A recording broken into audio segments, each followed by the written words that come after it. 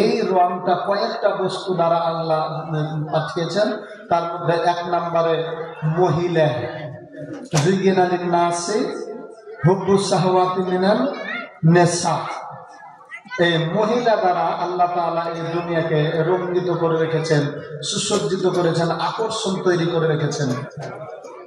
যার কারণে আল্লাহ নবী বলছেন যে ফাত্তাকুদ দুনিয়া ওয়াত্তাকুন নিসা, তোমরা দুনিয়াকে ভয় করো আর মহিলারাকে ভয় করো।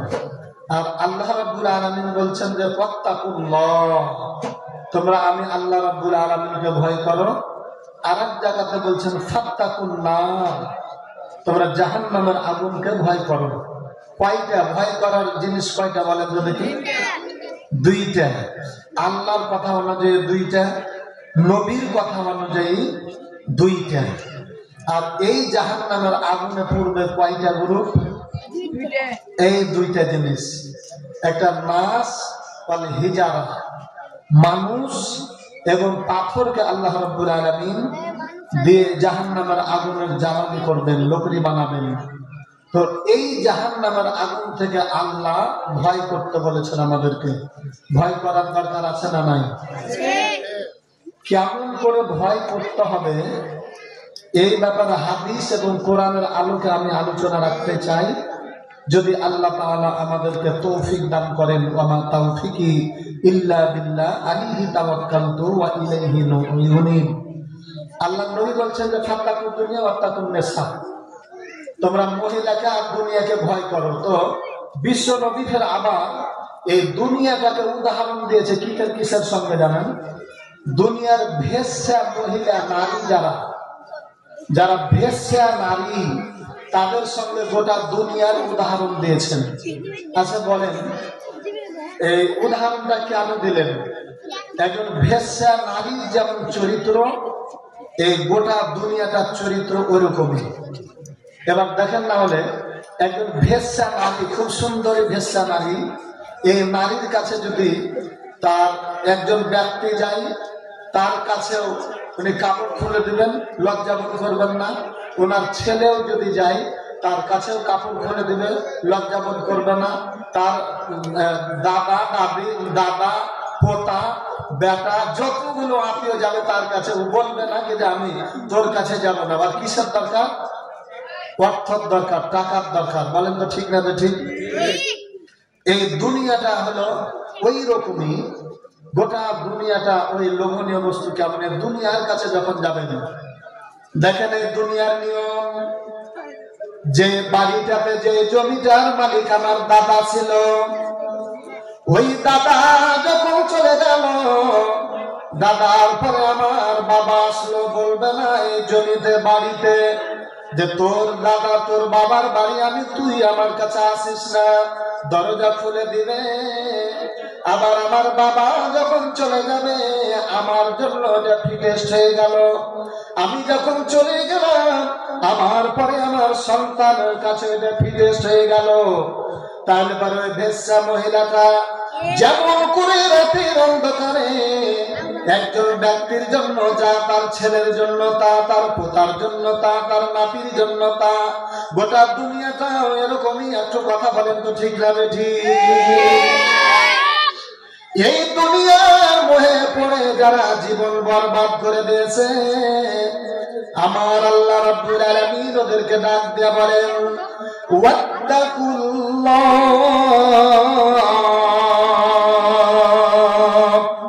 বান্দা তোমরা আমি আল্লাহ রাব্বুল আলামিনকে ভয় করো।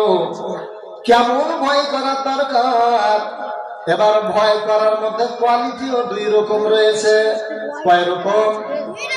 দুই রকম কোয়ালিটি। এখন মনে করেন যে ছোট্ট যেগুলো উদাহরণ দিচ্ছি, এখন একটু খেয়াল করেন।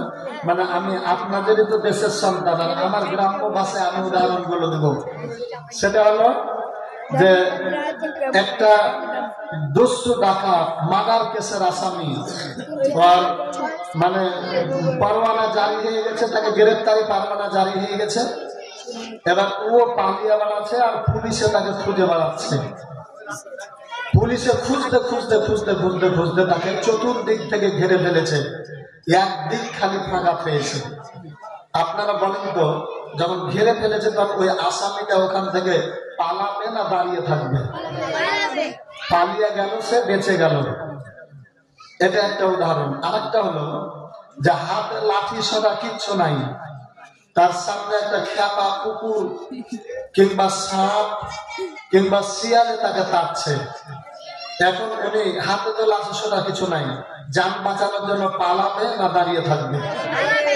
মানে পালিয়ে গেল, সেই বেঁচে গেল। এটা হলো এক কোয়ালিটির ভয়, মানে ওই সাপের ভয়ে আর ভয়ে পালিয়ে গেল, বেঁচে গেল। আর একটা গ্রুপ হলো তার বাপ সন্তানকে বলছে যে বেটা আব্দুর রহমান, যে এটা করবো না, এটা করবো না। তখনও বলছে যে তুই আমার বাড়ি থেকে বাধা, বাড়িতে যদি থাকিস তাহলে তোকে লাঠি দিয়ে পিটা তোর পা ভেঙে দেবো। এইভাবে যখন তাকে হুমকি দিল, লাঠি নিয়ে অলরেডি তার কাছে চলে গেছে। ওই বাচ্চাটা এখন বাঁচানোর জন্য কি করার দরকার? পালার দরকার। পালিয়ে গেলে কি বেঁচে গেল? না, বাঁচল না। অপর পক্ষে শিক্ষক ছাত্রকে বলছে লেখাপড়া করো, নামাজ পড়ো, ভালো করে কোরআন শরীফ পড়ো, কিন্তু এটা করছে না। এখন ওস্তাদে বলে দিয়েছে যে তুই এগুলো যদি না করিস তাহলে আমার সামনে দেখা করলে তোর পা ভেঙে দেবো। লাঠি নিয়ে দাঁড়িয়ে আছে, ওস্তাদকে দেখে এখন ওই ছাত্রটা কি করবে? পালাবে না। তাহলে দুই জায়গাতে পালিয়ে গেল, বেঁচে গেল, বেঁচে গেল। আর এই দুই জায়গাতে যদি পালিয়ে যায় তাহলে মারা গেল। কেন? যে বাপের সঙ্গে চ্যালেঞ্জ করে কেউ যদি পালিয়ে যায় তাহলে পরে তার বাপ তাকে করবে কি? তেজে পুত্র করে দেবে, অন্য সন্তানকে জমি লিখে দেবে, তাকে বাড়ি থেকে হাঁকিয়ে দেবে। পালিয়ে গেল তো পালিয়ে গেল, বাঁচলো না মারা গেল? মারা গেল। আর ওস্তাদ যদি ওস্তাদের কাছে যায়, যদি পালিয়ে যায়, আমি যাবো না, হুজুরের কাছে যাবো না, ও সারা জীবন ধরে পালিয়ে গেল, ডাল ভাঙা বাঁদরের মতন হয়ে ঘুরে বেড়ালো। ও আর বিদ্যা অর্জন করতে পারবে? অশিক্ষিত হয়ে কানা হয়ে ঘুরে বেড়াবে। তাহলে এখান থেকে পালার দরকার নাই। আল্লাহ রাব্বুল আলামিন বলেন, বান্দা, এই পৃথিবী কোন আসামি যদি পুলিশ থেকে বেঁচে যায়, পালিয়ে যায়, তাহলে বেঁচে যাবে, বেঁচে যাবে। আর দুনিয়ার বাবার কাছ থেকে যদি পালিয়ে যায় তাহলে বাঁচলো না রে বান্দা। আল্লাহ বলেন, বান্দা, তোমার বাবা যতই তোমার উপরে কড়া জারি করুক না কেন, তোমার বাবার পা ধরে যদি বুকের সঙ্গে মিলে যাও, ওই বাবা বলবে না রে বাবা না, আমি তো তোকে অন্তর থেকে বলি নাই, আমি মুখে বলেছি রে বাবা, আজকে থেকে তুই ভালো হবি, আমার কথা অনুযায়ী চলবি, উঠবি, বসবি, আমি তোর জন্য খাবার ব্যবস্থা করে দিব। বিবিকে ডাক দেয়া বলেন, বিবি রে, আমার এই কলিজার টুকরা আমার বুকের মধ্যে লেগেছে, আর দেরি করো না, তাড়াতাড়ি করে 2 দিন থেকে অর্ডার রয়েছে, আমার সন্তানের জন্য খাবার ব্যবস্থা করে দাও। ঠিক না ঠিক? তাহলে পরে যে এক জায়গাতে পালালো, বেঁচে গেল, আর এক জায়গাতে যদি না পালাই, কাছে ভিড়ে গেল। আমার আল্লাহ রাব্বুল আলামিন বলেন, বান্দা, তোমরা আমি আল্লাহ রাব্বুল আলামিনকে ভয় করো। এই ভয় করার জায়গা হলো ইহকাল এবং পরকাল। এই দুনিয়াতে যদি আমি আল্লাহ রাব্বুল আলামিনকে ভয় করো, আর পরকালের জাহান্নামের আগুনকে ভয় করো, ওই জাহান্নামের আগুনকে ভয় করা লাগবে। এই দুনিয়ায় আল্লাহ রাব্বুল আলামিনকে ভয় করা লাগবে। আল্লাহকে যে ব্যক্তি ভয় করবে, আল্লাহর কাছ থেকে পালিয়ে গেলে পরে সে বেঁচে গেল না মারা গেল? মারা গেল, মারা গেল। দেখেন বাংলাদেশের মাটিতে আল্লাহ রাব্বুল আলামিনের নবীর কটূক্তি করেছিল এক সময়, বিশ্ব নবীর কটূক্তি করেছিল। তাদের ব্যাপারে দলীয় নেতা নেত্রীর বিরুদ্ধে কথা বললে মামলা তৈরি হয়ে যায়, জেলখানা খাটতে খাটতে জীবন চলে যায়। কিন্তু বিশ্ব নবীর ব্যাপারে কটূক্তি করেছিল, কোনো তার দোষ হয় না। আবার কটূক্তি করতে করতে আল্লাহ আল্লাহ রাব্বুল আলামিনের জমিনে আল্লাহর বিরোধিতা করতেছে, আল্লাহকে ব্যঙ্গ করে, আল্লাহকে গালি দেয়। আর এদের বিরুদ্ধে যখন কোনো মামলা মোকদ্দমা করা হয়, এই হোসমটা মানুষ তাদের বিরুদ্ধে কথা বলতে যায়। ঠিক না বেঠি? তাহলে আল্লাহ রাব্বুল আলামিন বলেন, ও বান্দা, তোমরা আমি আল্লাহ রাব্বুল আলামিনকে ভয় করো। কেমন করে ভয় করা লাগবে? আল্লাহ রাব্বুল আলামিনকে ভয় করার জন্য আল্লাহর জমিন থেকে পালিয়ে যেতে হবে না আল্লাহর কাছে যেতে হবে। وَمِنَ اللَّيْلِ فَتَهَجَّدْ بِهِ نَافِلَةً لَكَ عَسَى أَن يَبْعَثَكَ رَبُّكَ مَقَامًا مَحْمُودًا।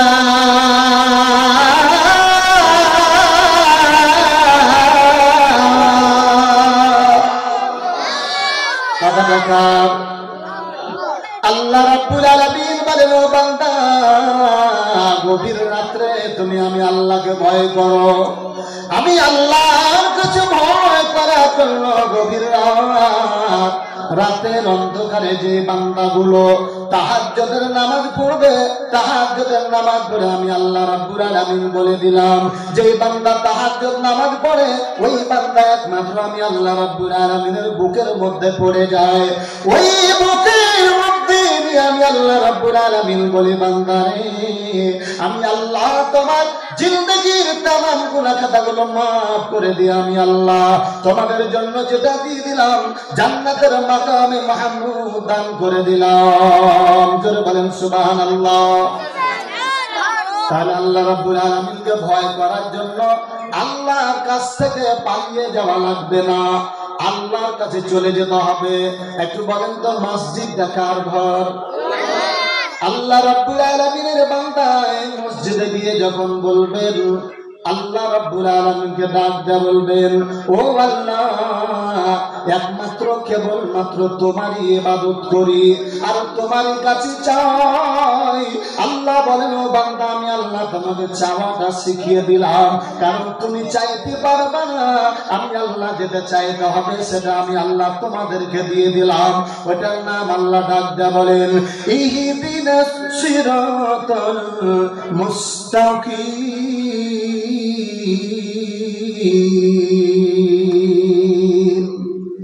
আল্লাহ বলেন, ও বান্দা, তোমরা আমি আল্লাহর কাছে চাইবা, আমি আল্লাহ ঘরে গিয়া দুইটা জিনিস চাইবা।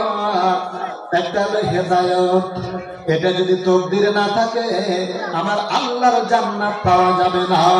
এটা তকদিরে হবে যার, আল্লাহ জান্নাতটা লিখে দিয়েছে নামে তার। একটু কথা বলেন তো, ঠিক না বেঠিক?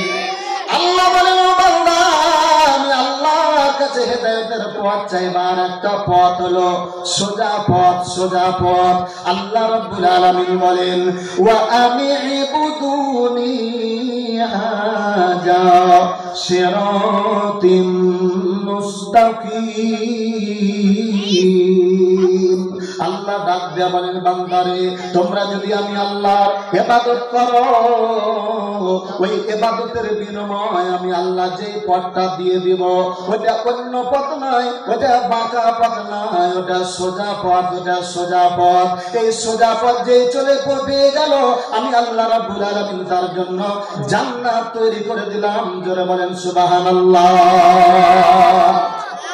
একটু কালমা পড়ি, লা ইলাহা ইল্লাল্লাহ সুবহানাল্লাহ আলহামদুলিল্লাহ, লা ইলাহা ইল্লাল্লাহ সুবহানাল্লাহ ওয়ালহামদুলিল্লাহ, লা ইলাহা ইল্লাল্লাহ, লা ইলাহা ইল্লাল্লাহ। আল্লাহ আল্লাহ আল্লাহু লা ইলাহা ইল্লাহু, আল্লাহ আল্লাহ আল্লাহু লা ইলাহা ইল্লাল্লাহ,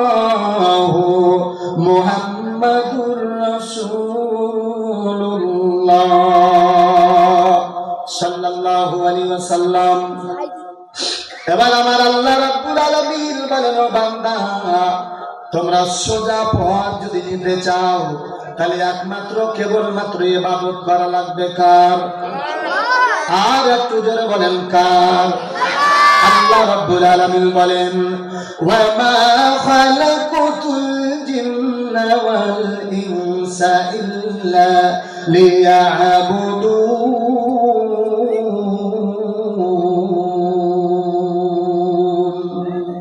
আল্লাহ বলেন ও বান্দা, আমি আল্লাহ তোমাদেরকে এমনি এমনি সৃষ্টি করি নাই রে বান্দা, একমাত্র কেবলমাত্র আমি আল্লাহর ইবাদত করবে। আমি আল্লাহ যদি ইবাদত করো, আমি আল্লাহ ওই বান্দার প্রতি খুশি হয়ে গিয়া আমি আল্লাহ ওই বান্দার ওয়ায়াগফির লাকুম যুনুবাকুম ওয়াল্লাহু গফুরুর রহিম।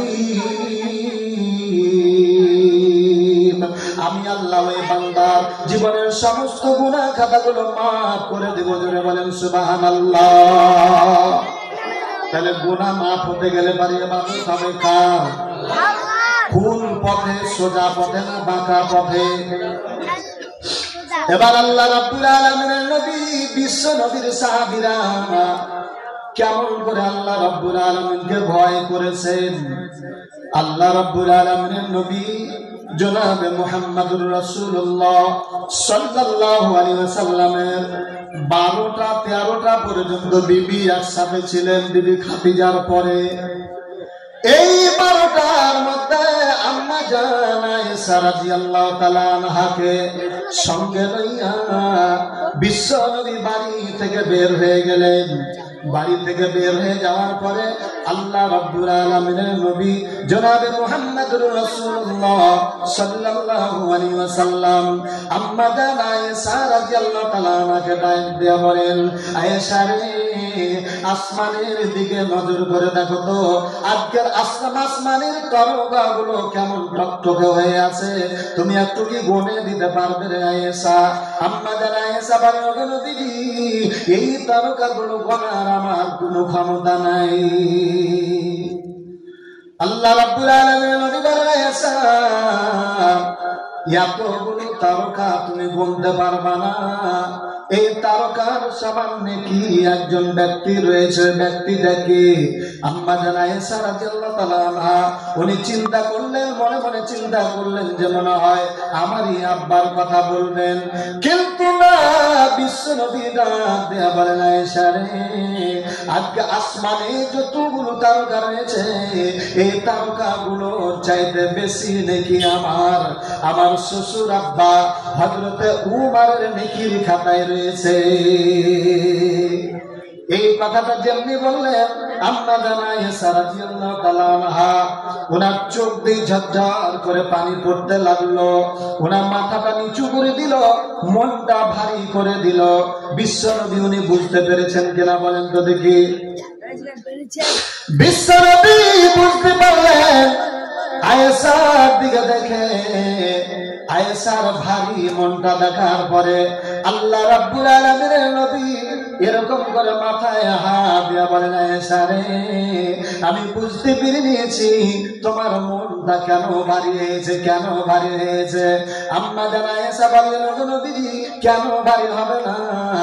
আমার আব্বা আপনার সঙ্গে জীবনটা কাটিয়ে দিল, আপনি আমার আব্বার কথা বাদ দিয়া হাফসার আব্বার কথা আপনি বলতেছেন। আল্লাহর নবী বলেন, আয়েশা রে, তোমার মুখের একটু হাসি দাও, হাসি দাও, এ ভারী মুখটা দেখে ভালো লাগে না।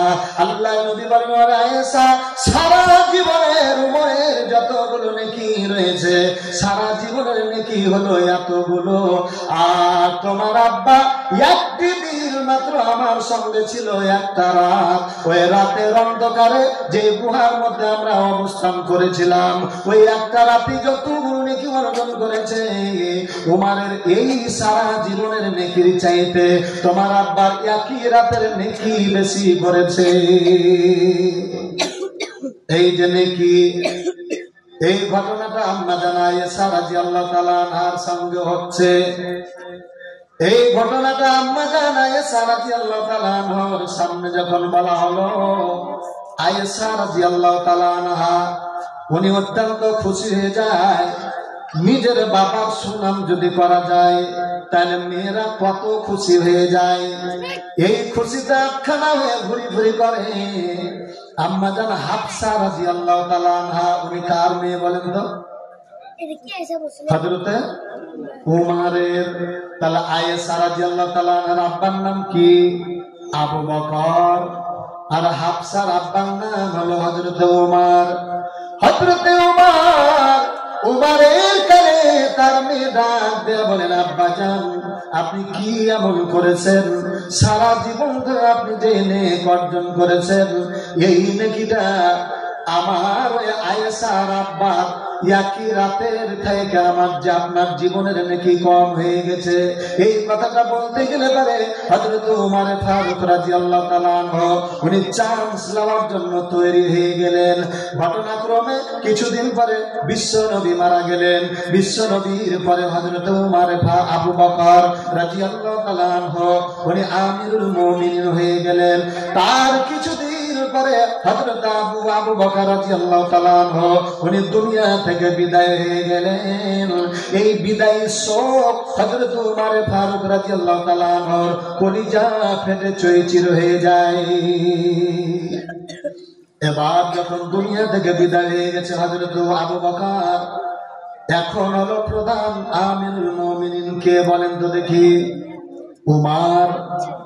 এই উমর উনি চিন্তা করলেন, আল্লাহ যতদিন পর্যন্ত আমার বড় ভাই হযরতে আবু বকর যতদিন পর্যন্ত বেঁচে ছিল, ততদিন পর্যন্ত আমি আবু বকরের সঙ্গে নেকি অর্জন করে প্রতিযোগিতায় পারি নাই। আল্লাহ এখন আমার ভাই নাই, আমার ভাইয়ের অজান্তে আমি ওই আবু বকরের চাইতে নেক অর্জন করার জন্য তৈরি হয়ে গেলাম। উনি রাতের অন্ধকারে বাড়ি থেকে বের হয়ে চলে যাচ্ছেন আমিরুল মুমিনিন। উনি হচ্ছেন মুসলমানদের খলিফা, মুসলমানদের প্রধানমন্ত্রী। উনি বাড়ি থেকে বের হয়ে গেলেন। বের হয়ে যাওয়ার পরে রাতের অন্ধকারে হঠাৎ করে একটা বাড়ি পুড়ে ঘর, টাটির ঘর, ঘর থেকে বের হয়ে কান্নার আওয়াজ শুনতে পেল। এবার যেতে যেতে যেতে নজর করে দেখে ওই ঘরের মধ্যে একটা বৃদ্ধা মহিলা শুয়ে রয়েছে। হযরত ওমর রাদিয়াল্লাহু তাআলা আনহু উনি বাড়ি থেকে বাড়ি আবার চলে গেলেন। বাড়ি থেকে ডাক দিয়ে তার বিবিকে ডাক দিয়ে বলেন, ওরে বিবি আজকে সুন্দর করে তুমি রুটি বানিয়ে দাও, কিছু গোশত রান্না করে দাও। বিশ্ব নবীর সাহাবী হযরত ওমর ফারুক রাদিয়াল্লাহু তাআলা আনহু দেখেন কেমন করে উনি এই দুনিয়ায় হযরত ওমর ফারুক রাদিয়াল্লাহু তাআলা আনহু আল্লাহর জমিনে কেমন করে নেকি অর্জন করে নিয়েছেন। এবার উনি বাড়িতে বিবিকে ডাক দেয়া বলেন, বিবি রে তাড়াতাড়ি দাও, আমাকে রুটি বানিয়ে দাও, গোশত রান্না করে দাও। রাতের অন্ধকারে বিবি ডাক দেয়া বলেন, স্বামী আমার আপনি কোথায় যাবেন, আমাকে নিয়ে চলুন। এবার হযরত ওমর বলতেছে, না না না আপনাকে যাওয়া লাগবে না, আমি নিজে কিয়ামতের দিন মুসিবতের সময় আমার আল্লাহ রাব্বুল আলামিন যখন আমাকে বলবে, ও উমর তুমি যতদিন পর্যন্ত প্রধানমন্ত্রী ছিলে তোমার আমলে অমুক ব্যক্তিটা অনাহারে রয়েছে, বিবি রে তোমাকে হিসাব দেওয়া লাগবে না, কারণ এই এলাকার বাদশা হলাম আমি উমর। হযরত ওমর এবার ওই মহিলাটার ঘরের দরজায় গিয়ে ডাক দেয়া বলেন, মা। যেমনি মা মা বলে ডাক দেওয়া হলো, ঘরের ভিতর থেকে অন্ধকারের মহিলাটা বলতেছে, বাবারে কে তুমি, এত রাত্রে আমাকে মা মা বলে ডাক দিলা? বাবারে আমি তো হাঁটতে পারি না, আমার পা দুটা নাই, আমার পা ভেঙে গেছে, আমার চোখ নাই, আমি দেখতে পাই না। ও বাবাকে তুমি আমার কাছে আসো দেখি। এবার বিশ্ব নবীর সাহাবী হযরত ওমর ফারুক রাদিয়াল্লাহু তাআলা আনহু এবার চলে গেলেন ওই মহিলাটাকে। যাওয়ার পরে মেয়েটাকে ডাক দেয়া বলেন, ও মা তুমি বসে যাও, তোমার জন্য নাস্তা নিয়ে এসেছি। মেয়েটা সুন্দর করে বিছানা থেকে উঠে বসে গেল। কথা শুনছেন কি ভালোভাবে? হযরত ওমর ওই মহিলাকে বসে দেওয়ার পরে গ্লাসে পানি দেওয়ার পরে বললেন মুখটা ধুয়ে নেন। মুখটা ধুয়ে নিল হযরত ওমর ফারুক। বলবেন মহিলাদেরকে একটু চেপে যেতে বলেন। আচ্ছা, মহিলারা আপনারা একটু চেপে বসেন। মা এবং বোনেরা আপনাদের সামনের জায়গাগুলো আপনারা পূরণ করে নেন। পিছনে জায়গা হচ্ছে না, আপনারা সামনে গিয়ে বসেন। এবার দেখেন মহিলাটা সুন্দর করে বসে রয়েছে, আর হযরত ওমর ফারুক রাদিয়াল্লাহু তাআলা একটু খেয়াল করেন, উনি রুটির সঙ্গে গোশত মিক্স করে বলেন মা হা করেন। ওই মেয়েটা যেমনি হা করলো, সঙ্গে সঙ্গে হযরত ওমর এরকম করে রুটিটা তার মুখে তুলে দিল।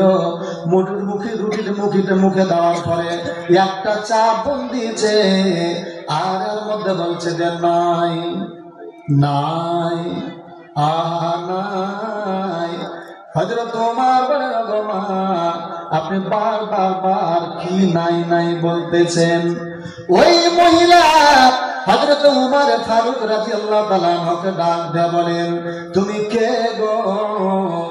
কিছুদিন আগে একজন ব্যক্তি আসতো, উনি আসার পরে প্রতিদিন আমাকে 3 বার উনি রুটি এরকম করে নিজে চিবিয়ে দিত, কারণ উনি জানতো যে আমার দাঁত নাই। উনি আমাকে চিবিয়ে রুটি দিত, ওই রুটি খেয়ে আমার জীবন যাপন করতাম।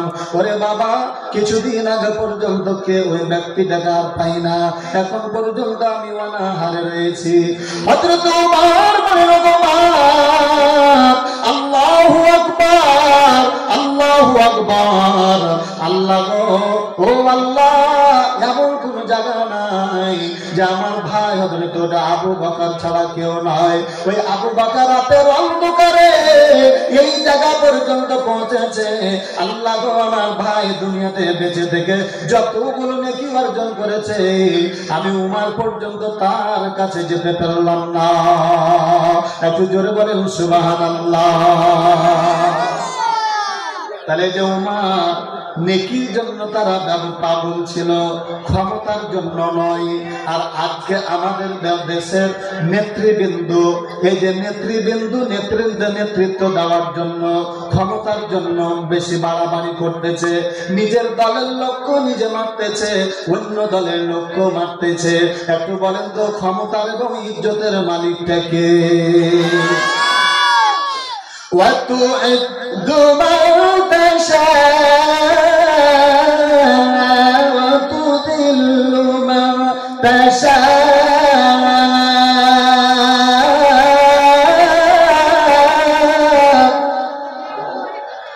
وبيدك الخير إنك على كل شيء قدير।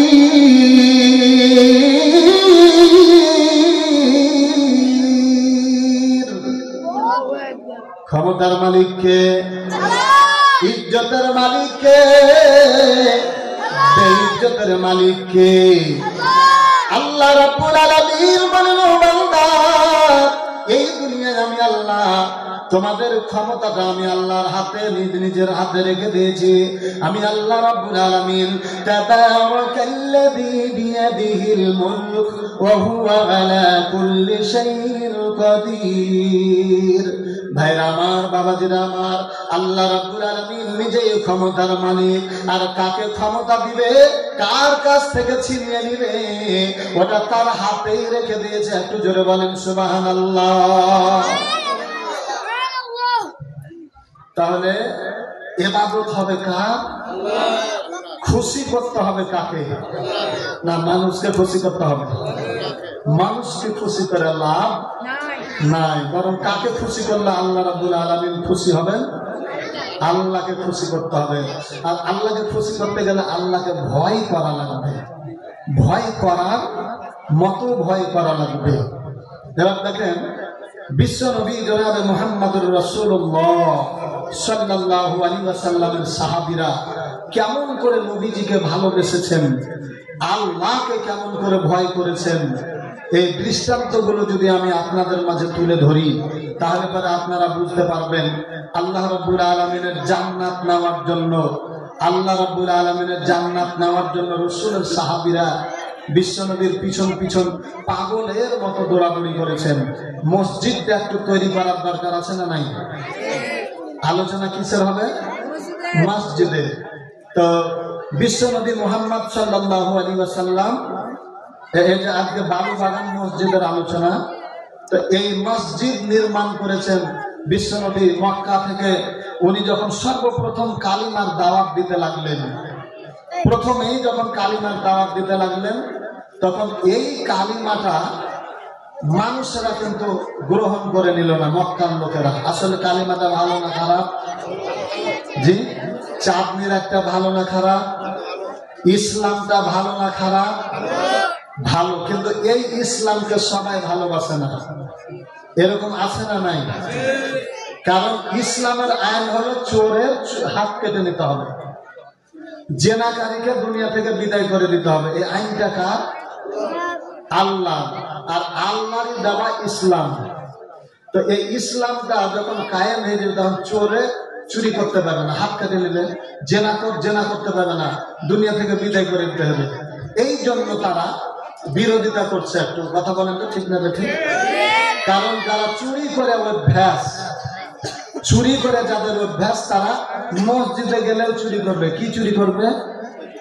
স্যান্ডেল চুরি করবে, জুতা চুরি করবে। কারণ এই চুরি করা অভ্যাস ওকে দুনিয়া যেতে থাকবে সেটি। আবার দেখেন যে একজন এমপি মন্ত্রী আমাদের যারা চুরি করে অভ্যাস, এই চুরি করে অভ্যাস, যারা খাইয়া অভ্যাস, 10 বার 5 বার পর্যন্ত একজন চেয়ারম্যান হয়েছে বা এমপি হয়েছে।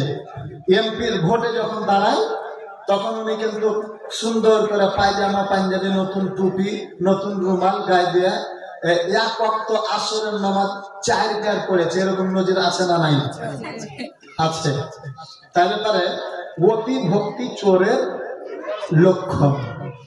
তো এই অতি ভক্তি করে চুরি করে খাওয়ার জন্য মানুষের কাছে যায়, চেয়ারম্যান হয়। ওই যে কাছে এই করতে করতে করতে করতে করতে জয় ভ্যাট দাঁড়াইবে, দাঁড়ার সময় বলবে যে আমাকে একটু জনগণের খেদমত করার ব্যবস্থা করে দেন। জনগণের খেদমত করার ব্যবস্থা পাওয়ার পরে কিন্তু চুরি করে নিল, চুরি করে জনগণের 12টা বাজিয়ে দিল। তো এটা বাজাইতে পারবে না, এই জন্য ইসলামকে আপনারা মেনে নিতে পারে না। এরকম লোক আছে কি বাংলাদেশের মাটিতে? আছে। তো বিশ্বনবী মুহাম্মদ সাল্লাল্লাহু আলাইহি ওয়াসাল্লাম যখন এই কালেমার দাওয়াত দিলেন, ওই ইসলামেরই দাওয়াত দিলেন, তো এই দাওয়াতটা গ্রহণ করতে রাজি হলো না আবু জাহেল, উতবা, সাহেবা। এদের মনের কথা যে একে যদি এই জায়গাতে থুই, তাহলে পরে ইসলামী আন্দোলন করে দলে দলে লোকেরা ইসলামের ছায়ের তলে চলে যাবে, তখন আমাদের দল হালকা হয়ে যাবে। তাদের এটা নিয়ত ছিল। বাংলাদেশের একজন ব্যক্তি ছিলেন, নাম হলো মাওলানা দেলোয়ার হোসেন সাইদি। কথা বলেন তো, ঠিক না ঠিক? ওকে জেলখানাতে ভরে রেখেছিল। অপরাধটা কি বলেন তো? যে কোনো অপরাধ নাই। অপরাধ হলো একটাই, যে আল্লাহ রাব্বুল আলামিনের আল্লাহর জমিনে আল্লাহ দিন কায়েমের জন্য ডাক দিত মানুষকে। বিশ্বনবীকে আল্লাহ কেন দিয়া পাঠিয়েছেন বলেন তো? আল্লাহ রাব্বুল আলামিন বলেন, ওয়া দাইয়ান ইলাল্লাহি বিইজনিহি ওয়া সিরাজাম মুনীরা। আল্লাহ ডাক দেয়া বলেন, ওগো নবীজি, আমি আল্লাহ রাব্বুল আলামিন আমার জমিনে আমি অনুমতি দিয়ে দিলাম, আমার বান্দারাকে আপনি আমার জমিনে আমার দ্বীনের দাওয়াত দিবেন। ওই দ্বীনের দাওয়াত দিয়া গোটা পৃথিবীতে আমি আল্লাহ রাব্বুল আলামিনের নূরের আলো চতুর্দিকে ছিটিয়ে দিবে। এই দাওয়াত দেওয়ার জন্য বিশ্ব নবীকে পাঠালেন। আর দাওয়াত দিতে গেলে পারে আবু জাহেল, উতবা, সাহেবা বলল, না, একে থাকা যাবে না। বাংলাদেশের মাটিতে দেলোয়ার হোসেন সাইদির হাজার হাজার ইসলাম গ্রহণ করতে লাগলো। তখন ওই যে ইহুদি নাসারাদের চাপ থামতে না পেরে তৎকালীন সরকার তাকে আল্লাহ রাব্বুল আলামিনের জমিন থেকে পরকালে বিদায় করে দিলেন, তাকে হত্যা করে শেষ করে দিয়েছে। একটু বলেন তো, ঠিক না ঠিক? আল্লাহ বলে, বান্দারে, ও বান্দা,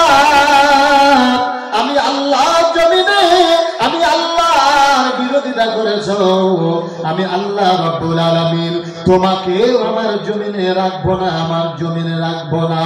এবার আল্লাহ রাব্বুল আলামিনের বান্দা সাইদের বিরুদ্ধে যে ব্যক্তি রায় দিয়েছে, আল্লাহ রাব্বুল আলামিন ওই ব্যক্তির বিরুদ্ধে রায় দিয়ে তাকে জেলখানাতে ঢুকে ঢুকে ছুঁচা মরা হতে হচ্ছে। ঠিক না ঠিক? তাহলে এরকম করে আমার আল্লাহ বিশ্ব নবীকে পাঠালেন কালেমার দাওয়াত দেওয়ার জন্য। নবীজিকে মেরে ফেলে দিবে, এই জন্য তারা তার বৈঠক ডাকলো। এই বৈঠক ডাকার পরে নবীজিকে রাতের অন্ধকারে মেরে ফেলে দিবে। আল্লাহ নবী হযরত আলী রাদিয়াল্লাহু তাআলা ডাক দিয়ে বলেন, আলী রে, ও আলী, তুমি আজকে রাত্রে আমার ঘরের চতুর্দিকে কাফের মুশরিকেরা আমার ঘর কান্ডা ঘিরে রেখে দিয়েছে। আমি রাতের অন্ধকারে চলে যাব, মক্কা থেকে মদিনা চলে যাব, আর তুমি আলী আমার বিছানায় আমার চাদর গায়ে দিয়ে ঘুমাবে। সকাল হয়ে যাবে, আমি বিশ্ব নবী মনে করে তুমি আলীকে ধরে টুকরা টুকরা করে দিবে। আলী রে, তুমি চলে যাও, আমার বিছানায় শুয়ে থাকো। এখন বলেন তো, আমার শ্রদ্ধা বাপজানের ব্যাপারে চতুর্দিকে ঘোষণা হয়ে গেছে যে আজকে ওনার ঘরে ওনাকে কাটার জন্য লোকেরা আসবে অস্ত্র শস্ত্র নিয়ে। আর আমাকে বলছে কি যে ব্যাপার আমি ওনাকে বাপজান বলছি কেন জানেন? যে আমার আলী হচ্ছে ছোট ভাই, আমার আলী, আর আলীর চাচা শ্বশুর, তাহলে আমার বাপজান না? হ্যাঁ, তো আমার বাপজান বলছে কি যে ব্যাপার আমি জানুন, তো আমার বিছানাতে তুই আজকে রাত্রে শুয়ে থাক আমার চাদর গায়ে দিয়া, আর আমি এখান থেকে ভাগলাম। আচ্ছা বলেন তো, আমি কি ওই জায়গাতে থাকবো? আপনারা থাকবেন নাকি? মুখে যে যাই বলি, সময় যখন আসবে তখন পালাইতে ঠিক আছে। তো বিশ্ব নবী যখন এই কথাটা বললেন, হযরত আলী রাদিয়াল্লাহু তাআলা আনহু, এই রাদিয়াল্লাহু তাআলা আনহুর পিছনে একটা হিকমত আছে। আল্লাহ বলছেন যে রাদিয়াল্লাহু আনহু ওয়া রাজুআন যালিকা লিমান খাশিয়া রাব্বাহ। আল্লাহ রাব্বুল আলামিন বলছেন যে ব্যক্তি আমি আল্লাহকে খুশি করবে, আমি আল্লাহ তার প্রতি রাজি হয়ে যাই, খুশি হয়ে যাই, আর আমি আল্লাহ যার উপরে খুশি হয়ে যাই তাকে বলা হয় রাদিয়াল্লাহু আনহু। তো হযরত আলী রাদিয়াল্লাহু তাআলা আনহু বিশ্ব নবীর কথা শোনার পরে উনি একবারে টুকরে টুকরে কাঁদতে শুরু করলেন, আর চোখ দিয়ে ঝরঝর ঝরঝর করে পানি পড়ছে। আল্লাহ নবী বলেন, আলী কি ব্যাপার, তুমি কেন কাঁদতে লাগলা? কিছুক্ষণ পরে হযরত আলী রাদিয়াল্লাহু তাআলা আবার হাসতে লাগলেন। বিশ্ব নবী বলেন, আলী রে, কি ব্যাপার, একবার হাসলে একবার কাঁদলে কেন? আল্লাহ নবীকে বলেন, ওগো নবীজি, আমি কাঁদলাম এই জন্য আপনার বিছানায় আমাকে কাফের মুশরিকেরা পাবে। ওরা আমাকে পাবে, পাওয়ার পরে এই দুনিয়ায় মেরে ফেলে দিবে, এই দুনিয়ায় আমাকে মেরে ফেলে দিবে। আমি আল্লাহ রাব্বুল আলামিনের দরবারে যে বলবো, আল্লাহ গো, আমার রক্তের বিনিময়, আমার জীবনের বিনিময় আপনার প্রিয় হাবিব জনাবে মুহাম্মদুর রাসূলুল্লাহ সাল্লাল্লাহু আলাইহি ওয়াসাল্লাম বেঁচে রয়েছে, এই জন্য আমি হাসলাম গো নবীজি, আর আমি কাঁদলাম এই জন্য সকাল যখন হয়ে যাবে এই ঘরটা থাকবে, আর এলাকার লোকেরা সবাই থাকবে। সকাল যখন হয়ে যাবে গো নবীজি, আমি আপনাকে খুঁজে পাবো না, আপনাকে দেখতে পাবো না, তখন আমার কলিজাটা ফেটে পড়লো। এই কথাটা মনে পড়ার কারণে আমি কাঁদি গো নবীজি। আল্লাহ রাব্বুল আলামিনের নবী বিশ্ব নবী আবার হাসতে লাগলেন। এই হাসার পিছনে একটা ঘটনা রয়েছে, আর ঘটনা বলবো না। নবীজি চলে গেলেন রাতের অন্ধকারে। সকাল হয়ে গেল, বিশ্ব নবী হযরত আবু বকর রাদিয়াল্লাহু তাআলা আনহুকে নিয়ে চলে গেলেন মদিনা। চলে যাওয়ার পরে আল্লাহ রাব্বুল আলামিনের নবীর সাহাবী হযরত আবু আইয়ুব আনসারী রাদিয়াল্লাহু তাআলা আনহু নবীজিকে ডাক দিয়ে বলেন, ও নবীজি, আপনি আসুন, আমার বাড়ি আসুন, আমার বাড়ির আপনি মেহমান হয়ে যাবেন। যে জায়গাতে বিশ্ব নবী জন্মগ্রহণ করলেন ওই জায়গায় উনি খেতে পেলেন না, নিজের জন্মভূমিতে থাকতে পেল না, একমাত্র কিসের জন্য বলেন তো দেখি? ইসলামের জন্য, ইসলামের জন্য। আর এই ইসলামকে নিয়ে মদিনা যেমনি চলে গেলেন, মদিনার লোকেরা কত মহব্বত করত নবীজিকে। নবীজিকে বললেন, নবীজি গো আপনি আসুন, আমার বাড়ির মেহমান হয়ে যাবেন। বিশ্বনবী আল্লাহর নবী হযরত আবু আইয়ুব আনসারীকে ডাক দেয়া বলেন, আবু আইয়ুব রে, আমি আল্লাহ রাব্বুল আলামিনের সঙ্গে একটু দেখা করব, কিছু কথা বলবো, এই ব্যাপারে একটু সুযোগ করে দাও। হযরত আবু আইয়ুব আনসারী বলেন, হুজুর আপনি বলুন কি নিবেন, কোন জায়গাটা নেবেন? বিশ্ব নবী বলেন, আবু আইয়ুব রে, তোমার এই ঘরের দরজার পাশে এই জায়গাটা রয়েছে, এই জায়গাটা তুমি যদি আমাকে দাও। নবীজিকে বললেন, হুজুর এই জায়গাটা দিয়ে দিলাম। আল্লাহ রাব্বুল আলামিনের নবী ওই জায়গাটাতে একটা ঘর নির্মাণ করে দিলেন। ওই ঘরটার নাম হলো মসজিদে কুবা। মানে একটা মসজিদ তৈরি হয়ে গেল।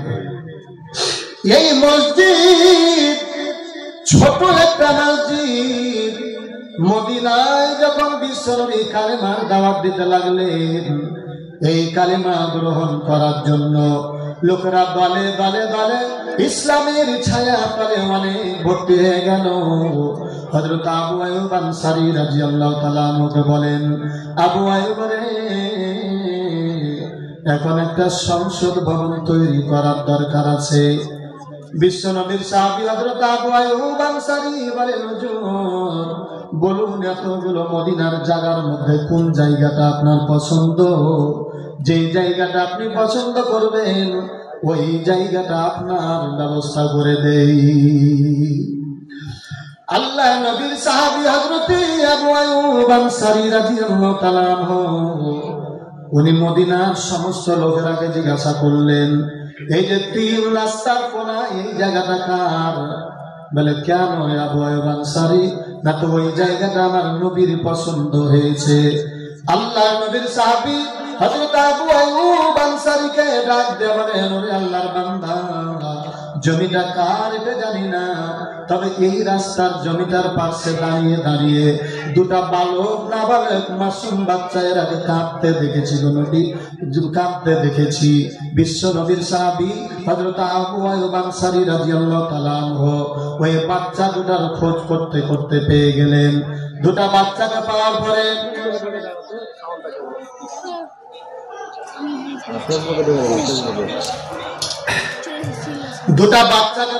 পরে হযরত আবু আইয়ুব আনসারী ডাক দিয়ে বলে, বাবা তোমরা শুনো শুনো শুনো রে বাবা, চলো যাই নবীজির কাছে যাই।